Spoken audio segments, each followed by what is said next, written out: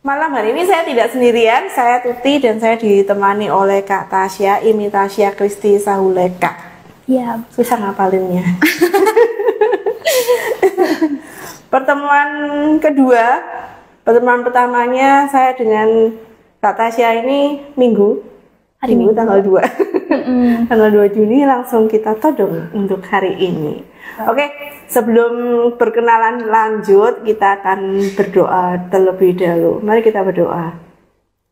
Tuhan Yesus, terima kasih Tuhan kalau malam hari ini kami boleh berjumpa lagi di udara melalui malam kesaksian ini di IG Live. Tuhan, kami bersyukur karena Engkau sudah menghadirkan Kak Tasya di tengah-tengah kami untuk menceritakan satu tema, kerapuan sebagai panggilan.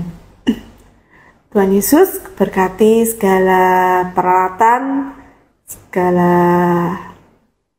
apapun yang kami gunakan, kami berdoa kiranya jauhkanlah dari segala gangguan agar malam kesaksian ini boleh menjadi berkat bagi orang-orang yang mendengarkan, melihat, dan boleh menjadi landasan juga untuk semakin mengenal Engkau dalam kehidupan kami. Kami berdoa Tuhan di dalam nama Tuhan Yesus Kristus. Amin. Oke, sudah ada 4 orang. Ini maafkan kalau Kak Tasya, kami todong langsung sekarang derdek ya. Betul Kak, aduh. Jadi takut. Betul. Padahal saya nggak pernah menggigit, kecuali gigit anak saya sih. Aduh. Oke. Lanjut. Ya Kak. Kita mau kenalan nih. Siapa sih Kak Tasya ini, dari mana, dan kok bisa sih ke Ngagel gitu? Oke, boleh kenalan deh. Selamat malam teman-teman yang sedang menonton live. Perkenalkan, nama saya Imi Tasya Kristi Sahuleka. Saya dikenal sebagai Tasya. Saya berasal dari Ambon. Asal gereja saya dari GPM Maluku. Gereja Protestan Maluku. Saya sedang praktek di Ngagel sekitar 2 bulan, dari awal bulan Juni sampai tanggal 27 Juli. Dan semoga orang-orang di sini, orang-orang Ngagel bisa membantu saya dalam proses saya di sini. Dan tentu saja nanti kami juga belajar sama deh. Iya, kami juga akan belajar juga dari Kak Tasya, pelayanannya gimana. Yang pasti lebih senior kan, karena dia sekolah teologi ya. Gitu. Daripada saya gitu, nggak ada background teologi ya gitu. Jadi ya sama-sama belajar. Jadi ingat slogannya semua guru, semua murid ya. Nah, itu slogannya yang ada bergaung terutama di anak saya sih. Oke. Sehari-hari kegiatannya apa nih Kak? Sebelum ambil teologi ya nih. Sebelum ambil teologi berarti kehidupan saya saat SMA ya Kak? Boleh. Waktu SMA itu ya saya bangun pagi, bantu tante atau bantu om, saya bersihkan rumah bersama kakak sepupu, adik-adik sepupu saya gitu. Terus setelah itu baru bisa ke sekolah, harus menyelesaikan pekerjaan rumah dulu, baru ke sekolah. Setelah pulang sekolah, mungkin bisa kerja tugas atau main HP atau tidur gitu Kak. Hobi saya tidur soalnya Kak. Oke, memang relate sama anak muda ya. HP, tidur selalu ya. Betul. Nah, yang bikin saya tertarik ini dengan tema yang dipilih Kak Tasya, langsung masuk tema deh. Saya kerapuan sebagai panggilan. Saya tuh mikir tadi, kerapuan sebagai panggilannya apa ya? Panggilan bikin rapuh atau rapuh terus akhirnya dipanggil atau bagaimana? Jadi penasaran ceritanya bagaimana sampai kok milih tema yang benar-benar orang penasaran kenapa ya, ada apa dengan kerapuan gitu. Apakah ada sesuatu yang bikin down banget sampai akhirnya kok jadi masuk ke sekolah teologi kayak gitu? Boleh deh cerita? Boleh. Jadi kenapa saya ambil tema ini? Karena saya ingin menceritakan kehidupan saya yang menurut saya sangat berbeda dari orang lainnya, yang kehidupan saya yang dimana saya sangat merasa rapuh gitu. Tapi dalam kerapuhan itu saya bisa menerima panggilan Tuhan. Dalam kerapuhan itu juga saya merasakan kehadiran Tuhan dalam hidup saya dan dalam panggilan saya masuk sekolah teologi gitu Kak. Oke. Selama perbincangan ini nanti ke depannya ya sekitar 60 menit ke depan, masih 5 menit Kak. Takut. Bapak Ibu kalau ada yang mau ditanyakan kepada Kak Tasya, silakan ketik di kolom chat gitu aja. Oke, balik ke tema nih. Posisi apa sih sampai akhirnya merasa rapuh kayak gitu? Apa sih? Apa yang terjadi? Yang terjadi ya. Kalau boleh saya ceritakan kisah hidup saya dulu Kak? Boleh. Ya. Jadi kehidupan saya itu bisa dibilang unik, berbeda dari kehidupan teman-teman yang lain ataupun mahasiswa-mahasiswa di kampus saya. Ya, saya lahir di Jakarta pada tanggal 29 Oktober 2004. Setelah saya lahir, ayah dan ibu saya memutuskan untuk berpisah. Mungkin setelah lahir beberapa bulannya atau beberapa minggunya saya lupa, tapi mereka langsung berpisah dan memutuskan bahwa yang akan merawat saya itu oma saya. Jadi setelah 5 bulan saya di Jakarta, saya dipulangkan ke Ambon bersama oma saya. Nah, jadi kehidupan saya itu sebagian besar di Ambon. Jadi di Ambon itu saya tinggal bersama oma, 2 tante saya dan 2 om saya. Selain itu ada kakak sepupu saya dan beberapa adik-adik sepupu saya. Ya, saya hidup di sana tuh cukup mandiri walaupun ada oma saya. Saya juga sempat bertanya waktu saya kecil, kenapa hidup saya kayak gini ya? Karena papa saya sempat menikah lagi dan punya anak lagi dan itu membuat saya semakin berpikir apa papa saya nggak mau saya tinggal sama papa ya gitu. Jadi saya ditaruh di Ambon dan papa hidup sama mama kedua sama adik saya. Dan saya hidup dengan berusaha memahami kehidupan saya yang rumit ini. Saya pikir kehidupan saya bakal baik-baik saja, padahal nggak, banyak tantangan dan banyak tantangan dan halangan dalam hidup saya. Setelah itu saya lanjut ke masa saya SMP, Bu.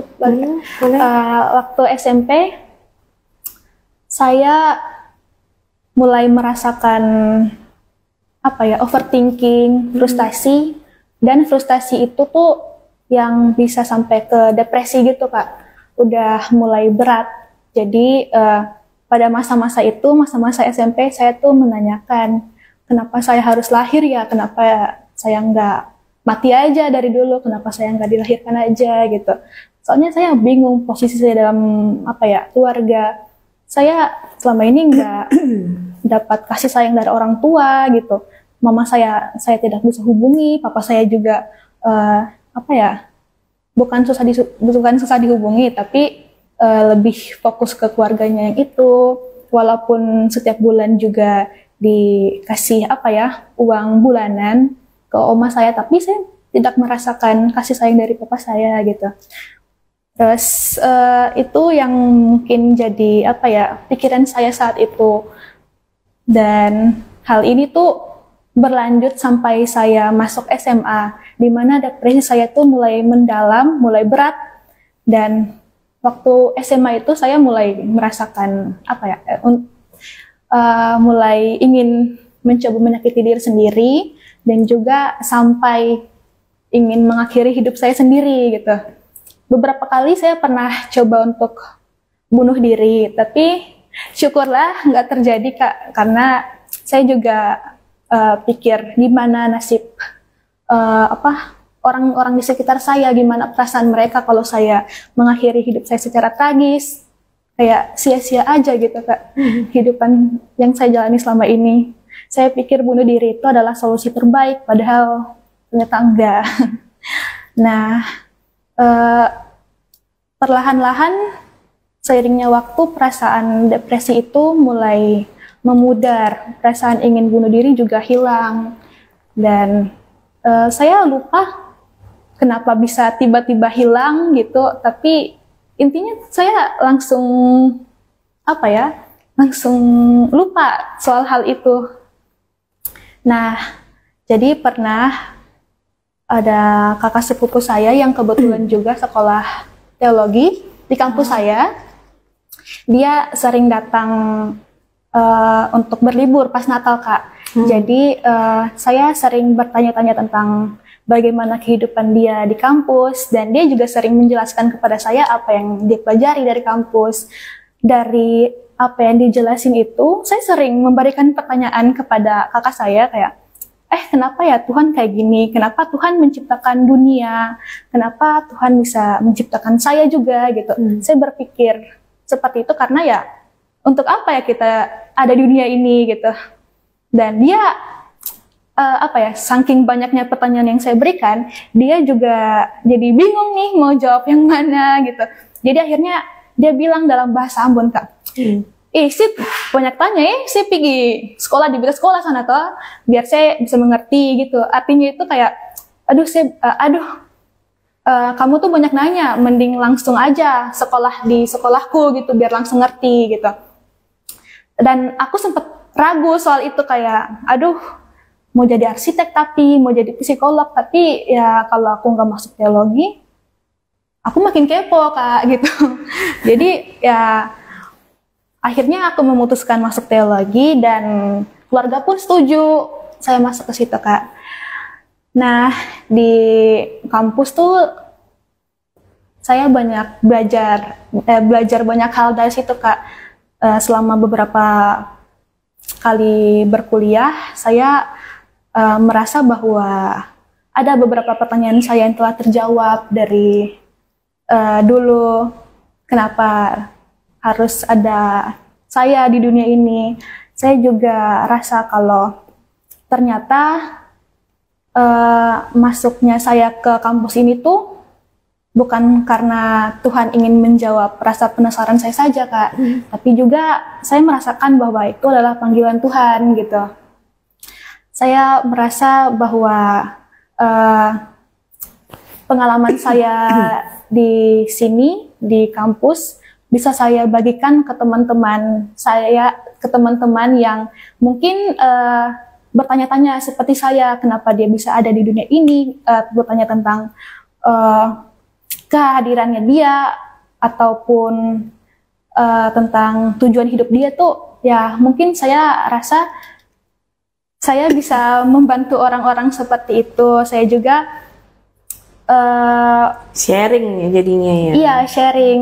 Saya juga merasakan bahwa ini udah takdirnya aku di sini bisa membagikan kasih Tuhan lewat apa yang telah aku pelajari di kampus gitu. Bisa bantu orang, bisa mendengarkan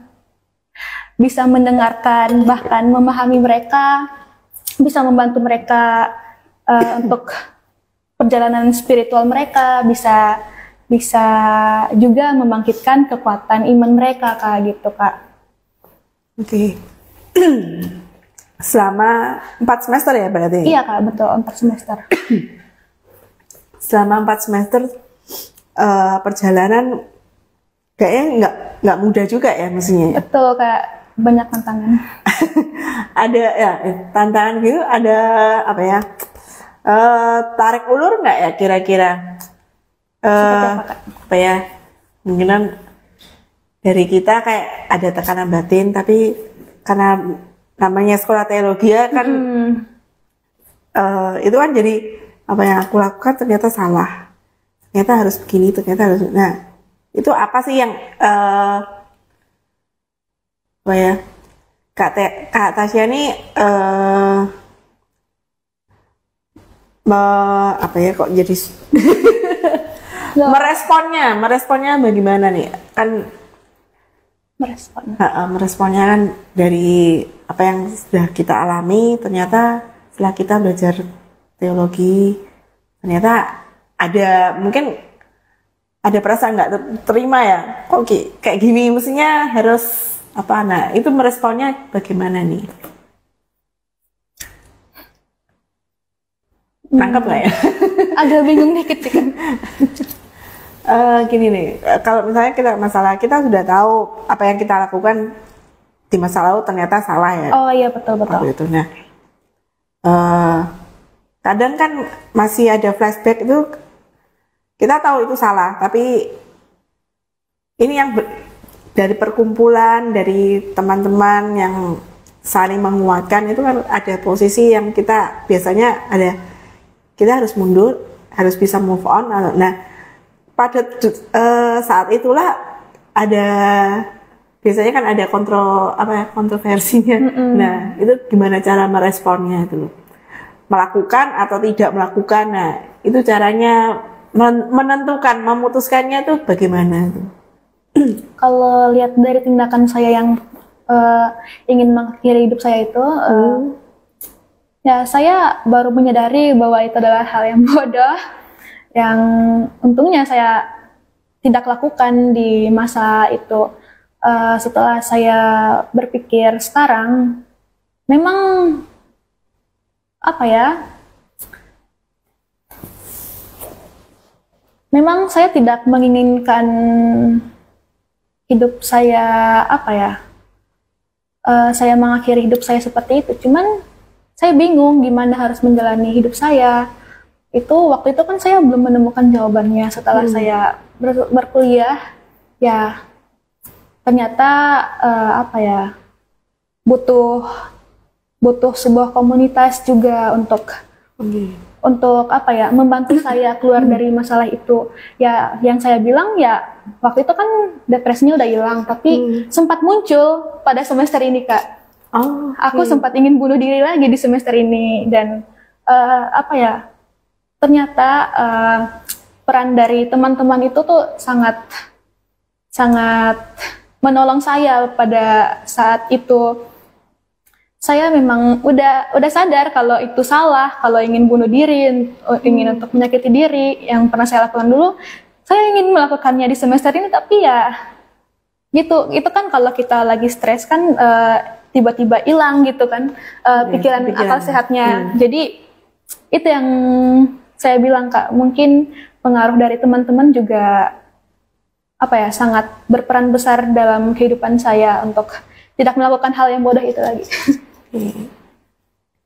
Jadi mungkin kalau boleh kasih saran, apakah sudah ke dokter, psikolog kayak gitu ya? Soalnya sangat membantu sekali kayak gitu. Awalnya sih saya belum pernah ya, waktu yang SMA itu belum pernah ke ahli seperti psikolog atau pendeta, konselor. Saya baru melakukannya di semester ini. Saya beberapa kali ke konselor kampus dan juga ke psikiater untuk obat, Kak, karena semester ini tuh saya susah pikir gitu, susah tidur juga. Jadi saya butuh obat, dan saya juga ke psikolog buat buat tahu saya ini kenapa gitu. Selain dari spiritual, saya juga butuh dari itu. Oke. Memang kebetulan kasus seperti ini kita ada IG waktu itu kalau nggak salah 2 atau 3 bulan yang lalu. Memang kita perlu bantuan sih. Jadi memang kita perlu teman juga untuk ngobrol, untuk rilis. Betul, Kak. Jadi nggak usah malu, nggak usah Jadi saling berbagi, saling menguatkan sih, kayaknya itu yang the best lah. Betul, Kak. Dan jangan lupa kita punya Tuhan yang hebat kan. Iya. saya tuh sering lupa Tuhan kalau saya depresi gitu Kak. Oh, Iya. oke. Jadi kalau mereka bilang, iya kamu tuh kurang ibadah, kurang ke gereja, kamu tuh harus lebih dekat dengan Tuhan, kayak aduh sakit nih. Sakit gitu. Males kayak ujung-ujungnya ke Tuhan gitu. Kenapa sih harus Tuhan gitu? Tapi memang sih butuh Tuhan, tapi sepertinya bukan satu-satunya jalan ke Tuhan aja Kak.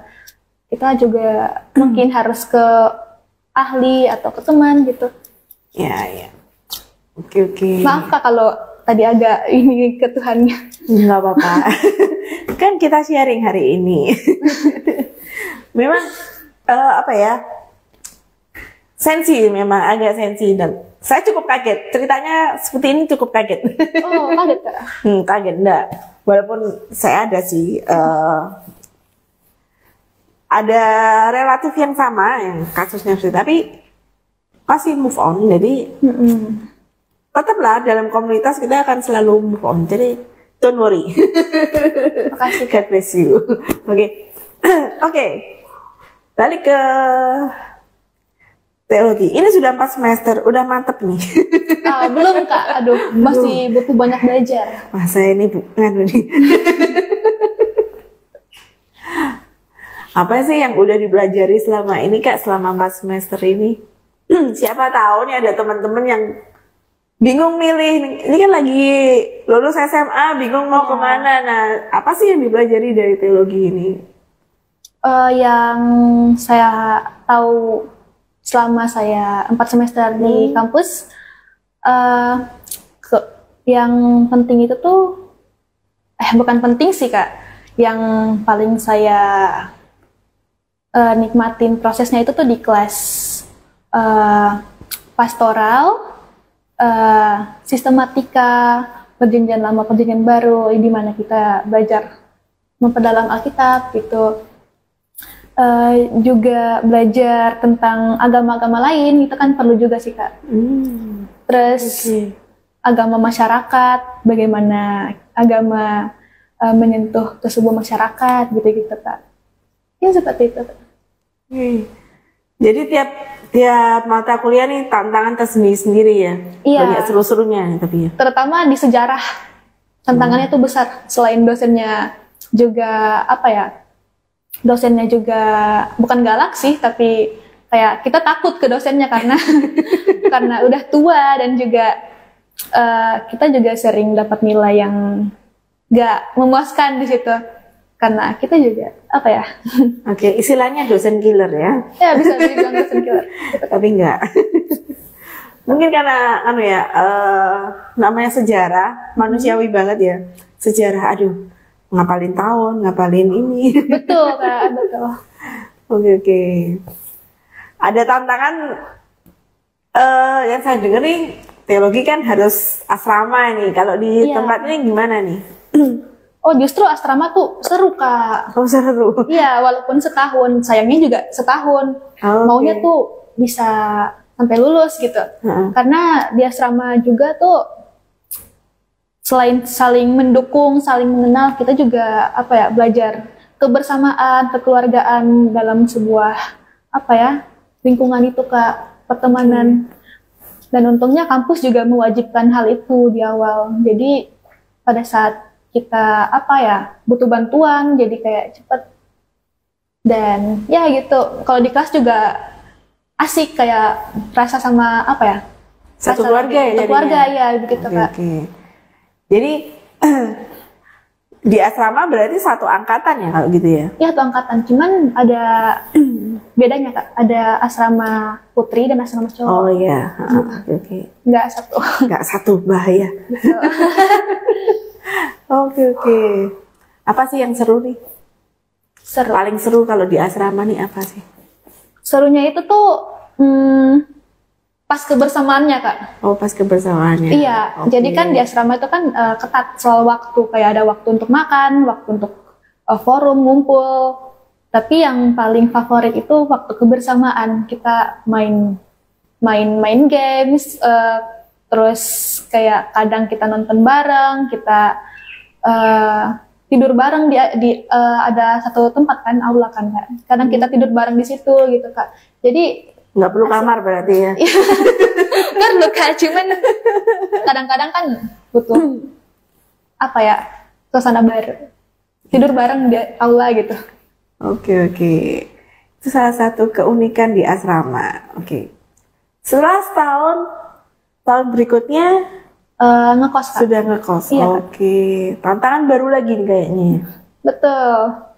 Di kos kan udah mulai pisah sama teman. Memang ada beberapa teman yang satu kosan bareng. Ada yang beda, ada yang tinggal dari rumah orang tua gitu. Itu saya rasa perbedaannya sih Kak. Waktu di asrama kan sering sama-sama. Setelah lepas asrama itu semakin individual sih, walaupun ada beberapa yang masih berteman secara kelompok, tapi kebanyakan dari mereka tuh kan apa ya, jadi semakin menjauh gitu, karena udah nggak di satu tempat yang sama, karena udah berbeda gitu kan. Udah mulai dewasa juga, jadi lebih suka menyendiri mungkin ya teman-teman yang lain. Gitu. Ini menyendirinya karena stres dengan pelajarannya atau gimana? Tergantung Kak, masing-masing orang mungkin punya ini yang beda. Tapi yang saya lihat mungkin karena selain tugas dan mereka tuh mungkin menjauh karena apa ya, pengen cepat pulang, pengen tidur gitu. Kebanyakan kayak gitu Kak. Oke. Berarti tugasnya berat. Betul Kak, banyak juga sih Kak. Oke. Tapi tetap dijalanin kan ya, seru ya tapi. Seru Kak, seru kalau nggak ada tugas. Nggak ada tugas. Iya Kak. Oke. Emang pernah nggak ada tugas? Nggak ada. Selalu Kak, setiap minggu. Oke. Oke Kak, balik ke tema tadi ya, rapuh sebagai panggilan. Harapan kedepannya nih mau apa sih Kak Tasya? Harapan apa? Kedepannya nanti setelah selesai menamatkan studinya, mau kedepannya mau seperti apa? Kedepannya sih masih abu-abu ya, masih belum memikirkan terlalu jauh. Berarti sekarang bawa pensil warna ya? Jangan bawa pensil terus. Iya. Harus pakai pensil warna. Iya. Untuk kedepannya masih bingung bakal mau jadi apa. Tapi yang pasti mau apa ya, lanjutin S2 dulu. Siapa tahu ada inspirasi menjadi pendeta di sana. Karena untuk sekarang saya masih takut untuk menjadi pendeta karena apa ya, belum siap aja Kak. Mungkin di sepanjang berjalannya waktu S1 atau S2 mungkin udah siap ya, langsung bisa jadi pendeta mungkin. Oke, pujian. Panggilan. Iya, nggak semuanya merasa terpanggil jadi. Tapi bersyukur katanya pada hari ini mau menceritakan masa lalunya yang jadi apa ya, jadi tantangan tersendiri untuk kedepannya dan menceritakan pengalamannya. Dan saya rasa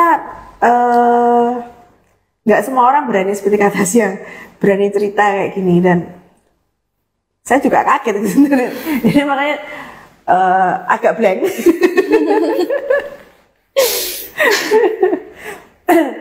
Karena biasanya sih karena ngobrol pertama nyantai kayak gitu, tapi ternyata deep banget. Oke. Dan saya bersyukur saya mendapatkan cerita kasus baru ya, bukan kasus ya, tapi memang cerita yang baru, dan itu sebuah pengalaman baru buat saya untuk menanggapinya. Jadi thank you untuk ceritanya yang mengagetkan saya. Enggak sebenarnya itu juga Kak. Oke Kak, selama di Surabaya ini udah pelayanan apa aja nih? Sama berapa hari berarti? 1 minggu? Ya, bisa dihitung 1 minggu Kak. Sampai 1 minggu. Udah pelayanan apa aja nih? Pelayanan Mungkin baru ke senam lansia. Oke, senam lansia. Boleh Iya. cerita ngapain nih senam lansia? Senam komisi senior ini. Senam lansia itu ya Kak, senam lansia untuk lansia kan Kak? Iya. Ya. Jadi senam lansia itu tuh ada karena gereja menyadari bahwa lansia juga perlu perhatian karena mungkin karena apa ya, kurangnya apa ya, semakin bertambah usia semakin terbatas fungsi tubuh. Jadi dengan adanya senam lansia diharapkan para lansia apa ya, lebih bugar dan apa ya, tubuhnya masih bisa berfungsi walaupun nggak optimal, tapi setidaknya masih lebih daripada yang harus terjadi fisiknya gitu kan. Oke, jadi opa oma yang mungkin nggak ada aktivitas ya, tiap hari apa itu Kak? Ya, tiap Masih hari ada? Kamis jam 8 pagi. Tiap hari Kamis jam 8 pagi silakan datang. Mungkin masih ada Kak Tasya nanti menemani, jadi semangat. Oke, senam lansia udah, terus ngapain aja lagi nih? Untuk pelayanan sendiri saya belum ini ya Kak, cuman baru mengikuti beberapa ibadah seperti yang kemarin, ibadah pemuda, ibadah umum, ibadah yang CH itu Kak kemarin, dan juga baru ibadah lansia juga. Oke, minggu lalu Kak Tasya diperkenalkan di GKI Ngagel, jadi Kak Tasya hadir di 3 kali kebaktian. Betul Kak, dari pagi sampai malam. Dari pagi sampai malam. Gimana pendapatnya nih tentang ibadah? Soalnya kalau di Jakarta sama di Surabaya pasti beda kan? Tentu, nah, gimana nih? Responnya gimana? Kalau ibadahnya sendiri itu yang ibadah umum, saya lihatnya normal kayak ibadah-ibadah lainnya. Tapi yang bikin saya kaget itu waktu ibadah pemuda sih Kak. Kayak, oh aku nggak pernah lihat ibadah pemuda kayak gini nih, sesantai ini, dan juga pokoknya merasa beda aja, dari ada band-bandnya, dari cara ibadahnya itu berlangsung yang dipimpin oleh pemuda itu sendiri gitu Kak. Aku lihatnya tuh wah sesuatu yang baru gitu. Oke. Gitu kayak. Thank you tim Komisi Pemuda, luar biasa. Iya, aku sempat masukin ke IG juga kayak tuh pengalaman baru melihat ibadah pemuda yang seperti ini gitu Kak. Oke. Memang di ibadah pemuda yang di Ngagel unik sih memang. Jadi betul. Mau lompat boleh, mau teriak-teriak, mau tepuk tangan boleh. Memang udah ditekankan sama WL-nya sih. Saya juga beberapa kali ikut, jadi nyantai. Jadi apa ya? Memang jiwa muda memang harus di Komisi Pemuda, di ibadah pemuda, biar apa sih? Betul. Biar sefrekuensi istilahnya. Oke. Oke, senam lansia udah, PD lansia ya? Iya Kak, PD lansia. PD lansia juga. Mestinya hari ini berarti ikut yoga juga ya mestinya? Iya, betul. Tadi ditawarin juga. Oke, sudah ketangkep di sini soalnya. Betul Kak. Minggu depan baru ikut yoga. Ya, minggu depan juga ikut paduan suara Efrata. Oh, oke. Betul Kak. Ngomong-ngomong sebagai pemilik marga Sahuleka, saya mau tanya. Jadi takut Kak. Tadi tuh saya scrolling, pengen tahu Sahuleka ini dari mana sih? Gitu. Suku mana? Oh, Ambon. Mestinya bisa nyanyi dong. Searching di Google, muncullah Daniel Sahuleka, penyanyi itu ternyata. Saya tanya, kenal? Oh, kenal, masih ke saudara. Betul Kak, masih saudara Kak. Oke. Ada jiwa nyanyi juga? Kalau untuk sekedar hobi ada Kak. Aku hobinya nyanyi, tapi suaranya tuh nggak sebagus Daniel Sahulekanya sendiri. Nggak seperti yang orang bayangin kalau orang Ambon itu suaranya pada bagus-bagus, enggak Kak. Suara saya tuh jelek Kak. Soalnya orang taunya tuh orang Ambon, orang Papua lahir udah bisa nyanyi. Oh enggak Kak, tergantung Kak, ada yang suaranya kayak saya, iri gitu Kak. Suaranya fals gitu.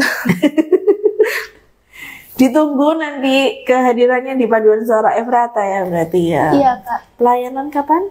Efrata? Efrata kalau nggak salah nanti Juli kalau nggak Oh Juli. Masih kebagian. Betul. Belum pulang. Itu pasti saat-saat saya pulang sih, mau pulang. Oh, oke. Bisa ditunda dikit kan berarti pulangnya. Bisa Kak. Oke. Sudah ada jadwal ke depannya nggak nih? Jadwal khotbah udah ada Kak. Oh, tapi jadwal khotbah sudah ada. Iya, khotbahnya udah ada, cuman jadwal-jadwal yang mendadak kayak gini, kayak senam lansia itu tuh yang apa ya, butuh persiapan gitu, butuh dicatat karena kayak tiba-tiba gitu kan Kak. Kayak Tasya besok datang ya ke sini, Tasya besok jadi ini ya gitu. Itu yang bikin aduh spot jantung gitu. Gitu Kak. Oke. Sama. Tadi di sini juga sliwer, aku takut. Jadi it's okay. Jadi memang kita nyantai sih, ngobrol-ngobrol santai biar nggak stres, biar nggak takut gitu. Jadi inhale, exhale. Oke. Balik lagi ke HP. Oh, HP. Ke IG lagi. Oke. Selama di Surabaya ini udah kemana aja nih Kak? Oh, karena tempat tinggal saya juga satu gedung sama gereja dan kantor, jadi kebanyakan aktivitasnya tuh di gedung ini aja Kak. Tapi untuk udah kemana aja itu, aku baru ke Delta Mall kalau nggak salah, dan WTC. Terus ada satu mall lagi, aku udah lupa namanya Kak. Sempat jalan ke situ juga sih. Baru ke tempat itu doang Kak. Jarang keluar soalnya. Jarang-jarang nih mallnya ke WTC. Itu perbaiki HP Kak. Oke. Ada aja ya kasus ya. Iya. HP rusak ya berarti. Iya, HP-nya nggak nyala Kak. Oke, sudah baik HP-nya. Sudah Kak, puji Tuhan. Oke, jadi bisa online lagi. Betul Kak. Oke, Kak.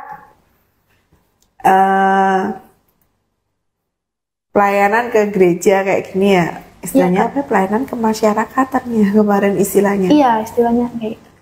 Aku udah lupa kepanjangan juga. Apa aja sih yang bikin deg-degan? Kayak ini tiba-tiba ditembak kayak gini deg-degan. Apa lagi sih? Selain tiba-tiba ditembak kayak gitu, ada rasa apa ya? Rasa aduh takut nih, takut salah, takut orang ngomongin gitu, takut dinilai jelek, takut performanya nggak bagus gitu-gitu Kak. Oke. Apa yang Kak Tasya lakukan supaya ketakutan itu tidak terjadi gitu? Apa sih tips-tipsnya? Apa yang Kak Tasya lakukan? Untuk tipsnya itu mungkin cuman berusaha mengatur nafas dan pikiran biar nggak berantakan, juga biar nggak panik gitu kan Kak. Walaupun gitu kadang kayak tiba-tiba keingat lagi, aduh langsung jadi panik gitu kayak tadi Kak. Oke. Gitu Kak. Udah berusaha ngatur tapi kayak aduh udah mau mulai nih, aduh jadi langsung ingat lagi, jadi udah nggak teratur lagi gitu Kak. Makanya dari itu kadang saya selingkan. Saya tanya yang lain dulu. Soalnya kalau di sini kelihatan banget. Oke. Kalau misalnya tugas khotbah nih, persiapannya berapa lama sih Kak? Kalau untuk khotbah bisa 1 mingguan Kak, atau gitu ya? bisa lebih juga mungkin. Oke. Karena pasti nyusun khotbahnya dan juga latihan kan Kak. Karena di depan banyak orang itu nggak mudah sih Kak untuk Oke. Tantangan ya gitu ya? Iya. Saya juga apa ya, sulit kalau ngomong di depan banyak orang, langsung takut. Untunglah di IG cuma 6 orang kok ini. tapi malu juga sih Kak. Oke. Diajarin khotbah itu mulai kapan nih Kak? Baru semester ini Kak. Oh, baru semester ini? Iya. Oh. Baru 1 kali juga saya khotbah di kampus. Itu pun di depan dosen dan beberapa teman, karena itu dibagi kelasnya kan Kak. Jadi nggak satu kelas full. Oh, gitu. Jadi cuman sekitar 9 orang gitu Kak. Oh, jadi semester ini baru dapat langsung di masyarakat. Ayo. Begitulah Kak. Oke. Nah, ini ada pertanyaan sih dari Ibu Wijayani. Pelayanan yang paling menyenangkan ada di mana? Yang paling menyenangkan ya, untuk sekarang sih mungkin belum tahu yang paling menyenangkan di mana, karena aku juga belum ke remaja sama sekolah minggu gitu Kak. Tapi yang dari kemarin-kemarin sih mungkin senam lansia itu. Oh, seru ya? Iya, seru sama para lansia kan Kak. Oke. Nah, kalau di Jakarta atau di Maluku tempo hari, di Ambon itu, pelayanan kemana sih? Udah pelayanan kemana aja? Kalau di Jakarta, saya jadi pengajar guru sekolah minggu di GKI Kuitang dan GKI Kayu Putih tadi. Kayu Putih. Oh, enggak salah Kak. Pondok Indah Kak. Oh, Pondok Indah. Iya. Oke. Apa yang dilakukan waktu ngajar sekolah minggu? Waktu itu apa ya? Seperti baca cerita Kak ke anak-anak balita gitu. Oh, kelas balita. Iya Kak, itu kelas yang paling sulit menurutku. Kenapa nih? Kenapa paling sulit?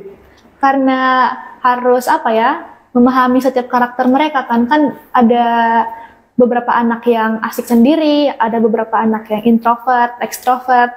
Itu tuh cara menyesuaikan dengan karakter mereka itu susah Kak. Belum tentu yang kita ajarin itu tuh masuk di mereka gitu. Jadi harus butuh pendekatan tertentu sih Kak. Oke. Tapi orang tuanya menemani kan kalau balita tuh ya. Justru kalau ada orang tuanya tuh tambah deg-degan. Iya, bukan anaknya yang ini bikin deg-degan Kak. Karena orang tuanya takut takut dijudge orang tuanya Kak. Ini ngajarnya nggak becus gitu, takut kayak gitu sih. Oke, itu memang menjadi pergumulan. Saya kebetulan dulu juga ngajar di balita. Oh, balita. Batita. Jadi benar-benar bayi sampai umur 3 tahunan. Memang ada rasa takut, memang normal sih. Soalnya kayaknya kita ngajar orang tuanya deh, bukan ngajar anaknya gitu. Tapi percaya deh, anak-anak batita itu walaupun kelihatannya mereka nggak perhatian ya, tapi mereka nangkep loh.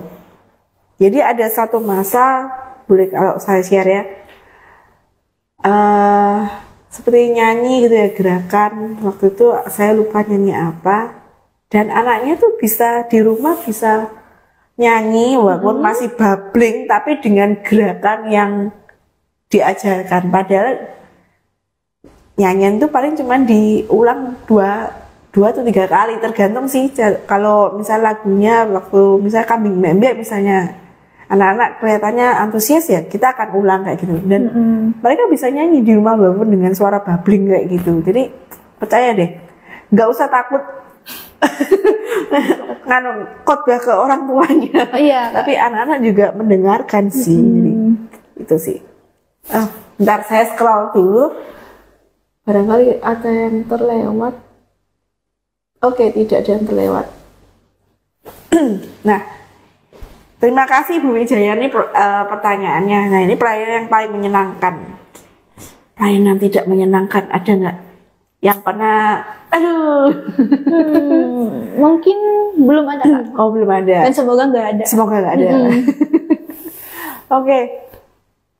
Rencana mau ke sekolah minggu kapan ini? Pelayanan sekolah minggu? Sekolah minggu mungkin 2 minggu lagi Kak. Karena minggu ini aku mau ke remaja dulu Kak. Remaja. Baru minggu depannya baru ke sekolah minggu Kak. Oke. Pasti ditunggu sama rekan-rekan PJA yang lain. Mungkin. Tenang, kita nggak menggigit, sekali lagi nggak menggigit kok.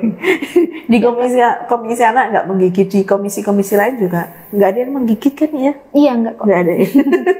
Saya jadi takut nih, nanti GKI itu ada yang menggigit. Enggak. Kasihan ini anak. Enggak. Oke. Kak, persiapan khotbah ternyata baru semester ini. Nah, iya Kak. Ternyata semesternya sudah dikirim ke masyarakat ya. Itulah tantangannya. Tantangan terbaru. Kayak gini ada laporan juga ya nanti? Ada Kak. Laporan setiap minggu, jurnal, laporan akhir gitu. Ya, besok batas deadline-nya sih Kak, untuk minggu ini. Oke. Selamat bergadang. Aduh, makasih ya Kak. Kau tahu Kak mau gadang. Iya, sudah sedia kopi? Aduh, belum Kak. Belum, oke. Selamat bergadang untuk malam hari ini, tapi saya Tuhan Yesus menyertai. Nah, ya, kayaknya ada tambahan bahan kan untuk malam hari ini untuk laporan. Betul. Nggak pusing-pusing kan berarti. Jadi kayaknya apapun yang terjadi itu selalu ada maknanya ya. Betul Kak. Bisa tarik maknanya. Nah. Walaupun kaget waktu saya tawarin untuk Kak bisa nggak? Oke deh, bisa Kak. Oke, saya lega. Ya kakaknya lega tapi dalam hati aduh gimana nih gitu.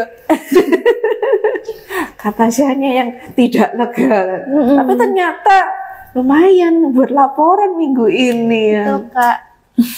Saya senang. Oke. Kenapa Kak? Enggak Kak.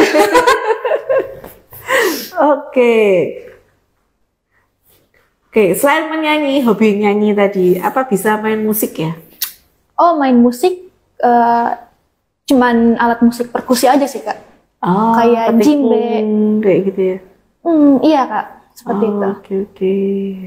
Kalau mau alat musik yang lain nggak bisa. Belum bisa. Oh, belum bisa.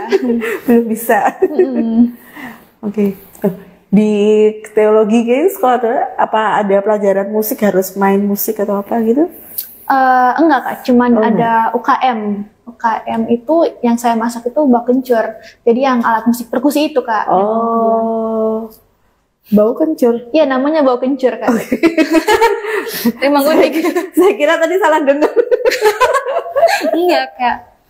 Oke, jadi mungkin kalau main musik yang nggak bisa main musik masuk di bau kencur. Bau kencur ini, oke. Kayaknya ketipungan gitu ya, oke. Asik juga ternyata. Betul Kak. Oke. Nah, kata saya ada yang mau disampaikan lagi nggak? Sebagai kata penutup deh. Oh, kata penutup ya mungkin ada Kak. Boleh. Dari cerita saya mau bilang ke teman-teman, saya menyadari bahwa setiap individu memiliki peran masing-masing, peran yang unik dalam rencana Tuhan. Jadi apapun kita, latar belakang kita itu nggak berpengaruh terhadap panggilan Tuhan gitu. Oke. Gitu, Kak. Itu aja sih Kak mungkin. Thank you. Saya takut kalau nggak semakin lama nanti semakin stres. Jadi tempat Nggak ya? Nggak, udah nggak dingin kan tangannya? Masih dingin sih. Oh masih dingin. Aduh, saya merasa bersalah sudah membuat orang stres nih. Aman kan? Oke. Bapak Ibu, terima kasih untuk malam hari ini sudah menemani kami dan terima kasih Kak mau cerita tentang temanya deep banget. Dan saya sampai agak takut menanggapinya, takut salah ngomong. Ke Bapak. Oke. Semoga percakapan kami malam hari ini boleh menjadi apa ya? Ya ilmu baru lah. Jadi pengalaman baru bagaimana kita harus walaupun kita dalam keadaan terpuruk pun ingat kita ada Tuhan, kita ada komunitas, kita ada apa ya, cari teman atau cari orang yang boleh menolong kita, boleh share lah ya apa yang menjadi pergumulan kita, walaupun kita nanti akan menjadi bebannya yang mendengarkan. Tenang, semua orang akan punya apa ya, punya orang lain sendiri yang mau mendengarkan kita, dan kita punya Tuhan yang baik yang selalu mendengarkan pergumulan kita, masalah kita. Tenang aja ya, kita serahkan segala kekhawatiran kita pada Tuhan. Oke. Terima kasih. Terima kasih juga Kak. Semoga nggak stres. Makasih banyak ya Kak. Ayo. Oke, sebelum kita tutup kita mau berdoa kembali. Mari kita berdoa. Tuhan Yesus, terima kasih Tuhan kalau malam hari ini Kak Tasya boleh cerita tentang pergumulannya. Kami berdoa Tuhan kiranya Engkau yang selalu hadir di dalam hati Kak Tasya. Kiranya Engkau yang selalu memupuk iman, kepercayaan, dan Tuhan melalui rekan-rekan, melalui komunitas, Kak Tasya boleh menjadi kuat dan boleh menjadi hamba-Mu yang setia, hamba-Mu yang dapat Kau utus untuk melayani orang-orang yang mungkin memiliki perasaan yang sama seperti Kak Tasya, tapi boleh menjadi menguatkan satu sama lain. Terima kasih Tuhan, karena malam hari ini kami boleh belajar hal yang baru, bagaimana kami boleh belajar bagaimana Engkau hadir di tengah-tengah kehidupan Kak Tasya. Kami berdoa untuk perjalanan kehidupan Kak Tasya ke depannya, untuk perkuliahannya yang akan datang, kiranya Engkau selalu menyertai juga. Kami serahkan malam hari ini hanya di dalam nama Tuhan Yesus Kristus, kami berdoa dan mengucap syukur. Amin. Oke, terima kasih semuanya. Sampai jumpa 2 minggu yang akan datang. Tentu saja dengan narasumber yang beda. Kalau lagi nanti stres lagi nanti. Takut lagi nanti. Saya yang pusing nanti. Oke, nanti semoga nggak stres. Amin. Selamat mengerjakan tugas malam hari ini. Ya, selamat begadang. Jangan tidur malam-malam tapi istirahat yang cukup. Oke. Ya, Bapak Ibu selamat berjumpa kembali. Tuhan Yesus memberkati. Bye bye. Bye bye.